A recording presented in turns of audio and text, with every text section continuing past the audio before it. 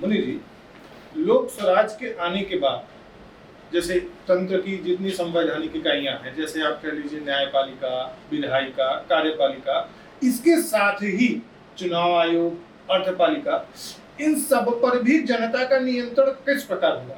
क्या 140 करोड़ की जनता इनके कुछ नियामक अधिकारी 40-50 लोगों को, अर्धपालिका में भी चुनाव आयोग छोटी मोटी संस्था है नहीं, चुनाव आयोग लगातार चुनाव कराती ही रहेगी आपके लोक स्वराज के साथ, क्योंकि परिवार का भी चुनाव हो रहा है, गांव का भी चुनाव हो रहा है और भी अन्य स्तर पे चुनाव हो रहे हैं। तो इन पे क्या भूमिका रहेगी? 140 करोड़ की जनता इन संवैधानिक इकाइयों में किस प्रकार अपनी भूमिका सुनिश्चित करेगी? क्या ये सीधे चुने जाएंगे या नहीं चुने जाएंगे? चुने जाएंगे तब इनकी क्या स्थिति रहेगी? नहीं चुने जाएंगे तो क्यों नहीं चुने जाएंगे? देखिए, हम संविधान के अनुसार इकाइयां बना रहे हैं, न्यायपालिका, विधायिका, कार्यपालिका, तीन को तो हम लोगों ने एक प्रकार से प्रमुख मान लिया, प्रमुख।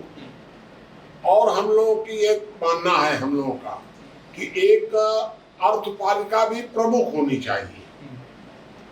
इन तीनों को ही सारी अर्थपालिका पर नियंत्रण नहीं देना चाहिए, ये एक हम लोग की सोच है। मान लीजिए ये 4 इकाइयां हो गई। अब हम लोगों के बीच में चुनाव आयोग या महालेखा परिषद या अन्य कुछ ऐसी संवैधानिक इकाइयां हैं जो ये न्यायपालिका, विधायिका और कार्यपालिका के समान नहीं है। जी बिल्कुल बिल्कुल बिल्कुल। लेकिन इसके बाद भी बहुत महत्वपूर्ण है ये सब भी। तो हम संविधान में कुछ इस प्रकार की व्यवस्था कर सकते हैं कि संविधान में ये इकाई इन सब की गलतियों की समीक्षा यह इकाई कर सकती है। तो हम संविधान में ऐसे प्रावधान कर सकते हैं। लेकिन अगर हम ऐसा मान लें कि भाई ये जो इकाइयां आए हो सकता है कि इन इकाइयों को प्रभावित करें या नुकसान करें, तो फिर ऐसी परिस्थिति में हम अलग से भी बना सकते हैं। मैं तो इस मत का रहा हूं कि वर्तमान जो देख रहे हैं हम लोग लोक स्वराज्य का स्वरूप, इस लोक स्वराज्य के स्वरूप में इन चुनाव आयोग वगैरह को भी और अधिक स्वायत्तता देनी चाहिए और उन पर नियंत्रण के लिए भी कुछ अलग से व्यवस्था होनी चाहिए। ये मैंने सुझाव भी दिया है।